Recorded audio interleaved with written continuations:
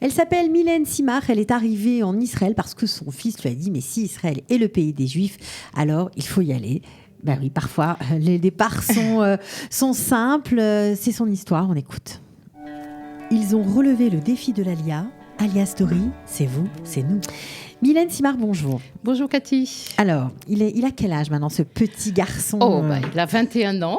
À l'époque où il a prononcé cette phrase impérissable, il avait 4 ans.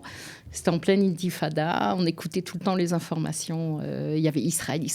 Et un jour, il dit « Mais qu'est-ce que c'est Israël ?» On lui dit « C'est le pays des Juifs. » Vous étiez un peu surpris, On était un peu surpris par la question. On s'est demandé comment répondre. Et pour un enfant de 4 ans, comment lui répondre ? On a dit « C'est le pays des Juifs. » Et là, mais ping-pong, il nous a répondu si c'est le pays des Juifs, pourquoi on n'y est pas ? Pourquoi on n'y habite pas ? On s'est regardé avec mon mari et à ce moment-là, on s'est dit la vérité sort de la bouche des enfants. Il faut dire qu'on avait le désir chevillé au corps depuis longtemps, mais qu'on n'arrivait pas à le réaliser. Pas concrétisé du tout. Voilà. On n'y arrivait pas. C'est-à-dire, moi, déjà toute jeune, j'avais toujours eu envie. Et quand on s'est rencontrés tous les deux, il y avait ça dans l'air, qu'on ferait notre alia, qu'on partirait en Israël. Mais concrètement, ça ne se faisait pas. Il faut dire que nous étions tous les deux de 2 familles, lui tunisien, moi algérien, d'Algérie de Constantine, mais malheureusement pas très sionistes. Nous n'avions pas de famille en Israël. Pas très religieux non plus. Pas très religieux, traditionnaliste à la manière des séfarades, mais enfin, c'est, Pessar, Shabbat, mais on gardait pas, comme on dit aujourd'hui. On faisait Saror, mais on faisait pas Shamor. Des courses le samedi, vous étiez... Voilà, exactement. Une vie normale, on va dire. Une vie normale de juifs séfarades en France, avec beaucoup de traditions, beaucoup de minagim, mais pas beaucoup de halakha, on va dire. Voilà. Alors, vous décidez sur cette entrefaite, on va dire, de partir. C'est-à-dire, non, décider de partir, on avait déjà décidé mais on décide de concrétiser et coûte que coûte, malgré tout, on va dire, les inconvénients, c'est-à-dire pas de travail, pas de famille, très peu de relations en Israël, d'y aller. Franco, allez, on y va. Bon, en même temps, vous aviez un petit avantage parce que vous connaissiez Israël, vous étiez venu plus jeune et puis vous aviez fait un stage sur la fameuse station de radio israélienne Kol Israël. Exactement. 1983. Vous aviez déjà un petit background. Moi, j'ai toujours eu des attaches, j'ai toujours eu des envies. Donc, mes vacances, je venais très souvent en Israël. Et quand, dans mes études de journaliste, j'ai dû faire un stage dans une radio, pour moi, ça a été tout naturel de me dire, je vais faire mon stage à Kol Israël. Donc, j'ai envoyé une lettre. À l'époque, on écrivait. J'ai reçu une réponse. On m'a dit, pourquoi pas, bien évidemment, c'était pas rémunéré. Donc, pourquoi pas. Et il y avait avec du beau monde. Oui, voilà. Didier Applebaum, extraordinaire. Charles Anderlin, que j'ai peu côtoyé, mais enfin que j'ai quand même connu. Daniel Krigel, Georges Lévy. Ce sont eux qui m'ont formé, entre autres en Israël. Enfin, ce sont eux qui m'ont aussi accueilli et qui m'ont donné vraiment la possibilité. Mais je présentais les bulletins d'information. Je suis parfois allée sur le terrain en leur compagnie, évidemment, parce que moi, je ne parlais pas l'hébreu, donc difficile d'appréhender la réalité israélienne quand on ne parle pas l'hébreu. Mais c'est important de préciser, parce qu'on comprend mieux votre désir de revenir ici. Et puis, surtout, je vivais, c'est-à-dire j'ai fait un échange d'appartement, et donc j'ai vécu pendant 3 mois à Baka, d'ailleurs, c'était déjà à Baka, qui est devenu ensuite un quartier français, ou francophone en tout cas, et donc j'ai vécu là, à l'israélienne, faisant mes courses à la Macolette, etc. Donc je me suis sentie... Je me suis sentie à ma place. Ouais, bien sûr. En fait, je me suis sentie chez moi. Et quand je suis repartie de ces 3 mois, j'ai dit, c'est pas possible de cette impression que j'ai vécue, il faut que je la transforme et qu'elle devienne ma vie, ma réalité, parce que c'est là que je me sens bien, que je me sens moi. Alors c'est vrai que je suis rentrée en France parce que ma mère ne voulait pas que je reste, parce que j'avais du travail en France. J'ai trouvé très rapidement du travail à la radio juive en France, à Radio Communauté. Mais c'est resté en vous. Voilà. Alors justement, vous suite à cette déclaration de votre fils que vous prenez pour le coup au sérieux, vous faites un voyage d'études, vous choisissez une ville d'intégration qui s'appelle Ra'anana, bien connue des francophones. Pourquoi Ra'anana ? Pour le travail de votre mari ? Ben oui, comme il travaille dans l'informatique et était chef de projet dans des sociétés informatiques, on s'est dit que c'était un petit peu le triangle magique et que le cœur du triangle magique est qu'autour de ça... Vous n'étiez pas d'accord Non, moi je voulais Jérusalem. Ah oui, si on vient vivre en Israël, on vient à Jérusalem, n'est-ce pas? J'étais pas religieuse, j'étais pas d'athée, mais pour moi, mon cœur était à Jérusalem. Lui était penché plutôt pour Tel Aviv, enfin le Sharon, quoi. Et puis finalement, on a tranché à Ra'anana parce qu'on avait quelques amis là-bas et on s'est dit ce sera plus facile pour lui de trouver du travail. Moi, je ne savais pas du tout ce que j'allais faire professionnellement, je vous avoue. Je venais... sachant que mon outil de travail, c'était la langue française. J'étais journaliste, j'écrivais, je faisais de la radio, parfois de la télé. Enfin bon, avec mon niveau d'hébreu, je savais que... Mais on s'est donné avec mon mari, et je pense que c'est très important pour les gens qui font l'Aliyah, une mission, un objectif, c'est de nous dire, nos 5 premiers mois en Israël, notre objectif, c'est l'Ulpan. Notre travail... c'est l'Ulpan, c'est apprendre l'hébreu. On le considère comme un travail.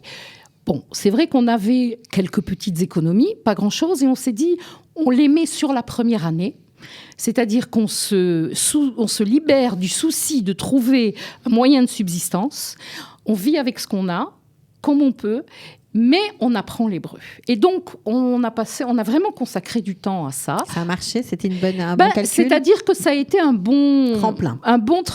Ça ne permet pas de travailler tout de suite en hébreu.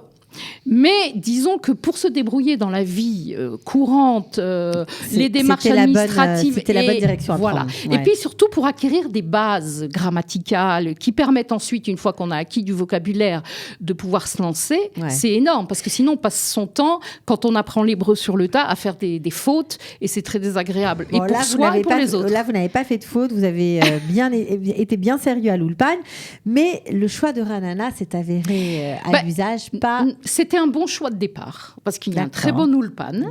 Pour mon mari, ça a été aussi un bon tremplin, parce qu'il a rapidement, au bout de 9 mois, comme une grossesse, mais vraiment, au bout de 9 mois, il a trouvé du travail dans une société en Israël. Mais c'est vrai que c'est un Français qui lui a mis le pied à l'étrier, qu'on a rencontré à Ra'anana et qui ensuite l'a fait rentrer dans sa société. Il y avait quelques avantages. Mais pour l'intégration, vous n'avez pas pensé que c'était un bon choix? Non, parce que, c'est sécurisant de se retrouver dans une communauté où on peut pratiquer sa langue, où on rencontre des gens tous les jours, avec qui on peut échanger. Je suppose, j'imagine que pour beaucoup, c'est réconfortant. Mais pour nous, c'était pas ça l'Aliyah. Nous, on voulait vraiment s'intégrer en Israël et non pas dans une communauté en Israël. Et donc, très rapidement, en fait, j'ai rencontré beaucoup de mamans françaises, francophones, anciennement françaises, qui, au bout de 10 ans d'Aliyah, ne parlaient toujours pas l'hébreu, ne se risquaient pas à rencontrer les mamans de leurs enfants israéliens, parce qu'elles s'imaginaient qu'elles ne savaient pas quoi dire ou comment l'exprimer. Vous n'avez pas voulu de ça pour vous. En plus, vous étiez en train de vous transformer au niveau de la famille, au niveau de votre pratique religieuse, etc. Il y avait beaucoup de changements. Il y a eu aussi un parcours spirituel qui a effectivement... mais ce n'était pas prémédité, en fait. Ça s'est fait comme ça. C'est-à-dire qu'on est arrivé de traditionnalistes, on est arrivé en Israël, on a dit... ici, les magasins ne sont pas ouverts Shabbat, il n'y a pas de circulation Shabbat. Pourquoi nous, on ferait tout ça, en fait? C'est une occasion de faire ces choses-là, de suivre le rythme du pays, de vivre au rythme du pays.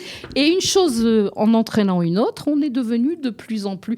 En fait, comme beaucoup de Français s'en rendent compte quand ils arrivent en Israël, c'est l'éducation des enfants qui détermine où on veut se situer. Ouais. C'est-à-dire qu'on nous oblige... C'est dur pour les francophones de se mettre dans une case. Parce que nous, on a grandi dans des... certains viennent de familles très pratiquantes et suivent le chemin. Mais quand on a grandi comme nous dans des familles traditionnalistes, ou qui sont devenues traditionnalistes, parce que mes grands-parents étaient pratiquants, mais moi, ma famille est restée traditionnelle et devenue traditionnaliste, on ne sait pas où se situer. Il faut soit être dans une école où on sait que les enfants vont sortir tous les vendredis soirs et les Shabbats avec leurs copains. Et ça, pour nous, c'était impensable, parce que nous-mêmes, en France, on ne le faisait pas.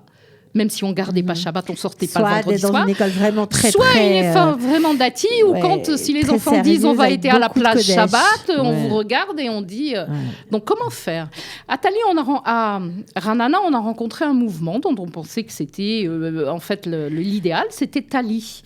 Tikbour, les Yahadout, enfin renforcement de l'imoud Yahadout, de l'apprentissage sur le judaïsme. On s'est dit, tiens, ça nous va bien. Mais en fait, on s'est rendu compte que c'était plus acquérir des connaissances, mais pas tellement faire des choses. Donc, il y avait un petit problème, un petit décalage de pratique. Voilà. Bon, on ne va pas raconter tout, parce que sinon, on n'aura plus le temps. Mais ce qui est intéressant, c'est que vous avez pris conscience que l'intégration Aranana, c'était bien pour un temps, mais pour vraiment plonger dans la société israélienne, vivre en hébreu, rencontrer des Israéliennes, partager vraiment des instants de vie avec des natifs d'ici, eh bien, il fallait changer, partir ailleurs. Et vous avez choisi un endroit assez intéressant. Vous êtes parti à Métar. Alors, pour ceux qui ne savent pas où se trouve Métar, Métar se trouve dans le Negev, tout près de Beersheva. Alors ça, j'imagine, c'est étonnant comme choix. Étonnant, et ça devait être une aventure extraordinaire. En fait, en tant que touriste, quand on venait en Israël, moi j'ai toujours aimé le Negev. J'étais partie, mais beaucoup plus loin même, du côté de Mitzpe Ramon, le Martesh Ramon, pour moi c'est fantastique. Et si j'avais pu, j'aurais été... Il y en a beaucoup comme vous qui pensent qu'Israël, c'est le sud. Voilà. Quoi. Si j'avais pu, je serais partie à Mitzpe Ramon, quoi. Mais bon, professionnellement, c'était inenvisageable. Et donc, on a cherché un endroit autour de Beersheva. Pas Beersheva, parce que j'en gardais d'assez mauvais souvenirs. Enfin, bon, c'était pas pour moi une ville très intéressante. De toute façon, je n'avais pas envie de vivre en ville non plus. Donc, on a cherché des yishuvim autour de Beersheva, où il y a une école dati, puisque finalement, on avait pris la décision de mettre nos enfants dans une école dati sans savoir vraiment où ça nous entraînerait. Et ça nous a entraînés finalement assez loin. Et on a trouvé Métar. En plus, quand vous arrivez à Métar, cette petite route qui rentre dans le yishuv, c'est joli on dirait une petite perle dans un écrin. Il y a des petites maisons au toit rouge, entourées d'arbres. C'est très verdoyant, c'est assez miraculeux. C'est fantastique, en fait. La première impression qu'on a eue quand on est arrivé là-bas, waouh! Et c'est vallonné parce qu'on est dans les contreforts des monts de Hebron. Et ça nous correspondait tout à fait. Et là-bas, on a rencontré une société, on va dire, israélienne extraordinaire. C'est un yishuv qui est à l'image de la société israélienne. Il y a 20% de dati, 20-25, et le reste donc de toutes obédiences, voilà. Sûr. Mais de dati, vraiment dati, Shomrei Shabbat. Il y a 13 aujourd'hui synagogues de toutes les obédiences. Et on a rencontré là-bas des Israéliens de toutes sortes, de toutes origines. Alors, quand on vous entend, ça a l'air idyllique comme ça. Bon, d'abord, vous avez trouvé votre endroit, et ça, c'est vrai, c'est ce qu'on peut souhaiter à tous les Olim Khadashim, parce que c'est vrai que trouver l'endroit... C'est pas facile. C'est important, et ça change beaucoup de choses. Tel point que chaque fois que je vais dans un endroit en Israël, dans le nord, dans le sud, en Judée-Samarie ou ailleurs, je me dis, qu'est-ce que j'aimerais vivre ici. Ce serait tout à refaire, je viendrais vivre ici. Mais bon, il faut choisir. Ça fait 13 ans que vous êtes à Métar. Ça fait 13 ans qu'on est à Métar aujourd'hui. Vous êtes resté là-bas. Voilà, et ça fait 15 ans en Israël. Exactement. 15 ans en Israël. Mais alors, ce qui est, il faut quand même préciser, parce qu'on dit toujours que l'alias, c'est pas facile, etc. Vous n'en avez pas tellement parlé de ce genre de difficultés, mais pourtant, vous en avez eu des difficultés, j'imagine, des difficultés financières, des difficultés culturelles, difficultés... avec l'éducation des enfants, avec un mari qui voyage à l'étranger parce que, étant lui-même français, donc dans sa société informatique comme chef de projet, il était le lien avec les clients. Donc, on lui confiait les projets à l'étranger. Donc, il a fait le tour de la Terre en Russie, aux Philippines, aux États-Unis, en Tchéquie, en Suède, en Italie. Il est allé un peu partout. Et moi, j'étais beaucoup seule avec les enfants. 3 enfants, que Dieu les bénisse. Et c'est vrai que c'est pas évident, quoi. Je veux dire, mais vous savez, c'est ça qui est formidable avec les Israéliens. J'étais rarement le Shabbat seule, en fait. J'étais quasiment tout le temps invitée. Quand mon mari n'était pas là le Shabbat, quand il était prêt en Europe, il rentrait le Shabbat. Mais quand il était loin, je n'ai jamais passé un Shabbat seul. On était tout le temps invités. C'est important. Alors, vous m'avez dit aussi en confidence que malgré les difficultés que tout le monde rencontre, évidemment, en fait, ce qui fait la différence vraiment, c'est l'état d'esprit. Je crois que c'est beaucoup ça. Parce que nous, quand nous sommes venus en Israël, pour nous, il n'y a pas, mais dès le départ, il n'y avait pas d'option de retour. C'est-à-dire que ça a été un choix que nous avons pris le temps de mûrir, mais une fois que nous l'avons fait, que nous avons pris cette décision, c'était définitif pour nous. Et pourtant, Au point de vue familial, ça n'a pas été évident, parce que toute notre famille est restée en France. Ouais. Parfois même, ils ont vu ce projet comme une aventure complètement inconsidérée.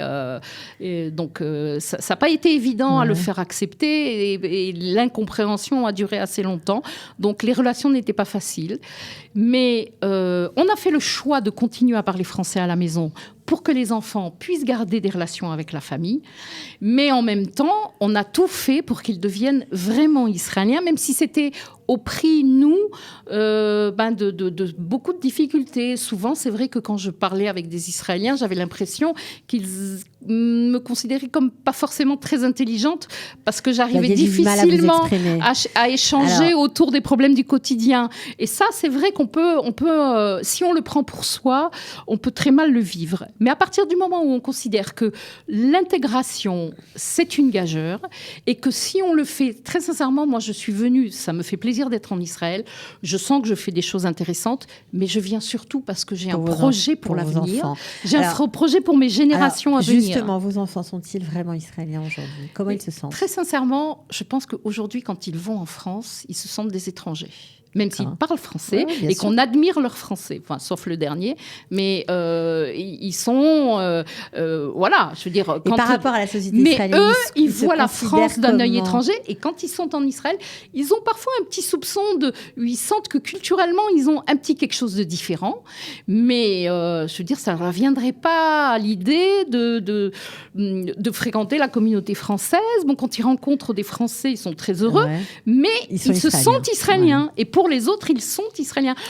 Israéliens du Sud, en Israéliens plus. du Sud, et c'est très particulier parce que mon fils qui est à l'armée aujourd'hui dans les Golani, donc il a parcouru beaucoup le nord du pays, et il dit, maman, il y a une mentalité du Sud, et pour rien au monde, je ne voudrais changer ça. Je suis un homme du Sud d'Israël. Pour moi, c'est prodigieux. Ça me fait très plaisir de terminer avec cette phrase-là, parce qu'on va dédier cette émission à tous les gens du Sud qui ont encore souffert récemment. Voilà. Et même si on n'a pas souffert ce qu'ont vécu les gens d'Ashdod, d'Ashkelon et de Sderot, nous, en tant que proches de Métar, nous avons vécu les crises et les guerres comme les autres, et on sait ce que c'est que les sirènes, le mamad, le miklat, etc. Au téléphone avec mes enfants qui sont à Beersheva, dans la rue, et ils ont même pas une dizaine d'années, et au moment où on doit aller, qu'est-ce qu'on doit faire, où on doit s'abriter. Bon, je veux dire, on l'a vécu ça aussi. Mais ça fait partie du jeu. C'est pas vraiment un jeu, c'est pas drôle. Non, c'est pas drôle du tout. Mais ça fait partie de notre expérience, et ça les a fait mûrir. Et nous aussi, je pense que ça nous a permis de devenir quelque part israéliens. Enfin, je l'espère. Bon, en tout cas, merci beaucoup pour votre témoignage. À très bientôt. Que des bonnes choses pour la suite. Et puis, alors, plein de petits-enfants, puisque vous aviez un programme. On espère qu'il va se réaliser. Merci beaucoup, Cathy. Ciao, au revoir. ciao. Bye, bye. Ils ont relevé le défi de l'Alia. Alia Story, c'est vous, c'est nous.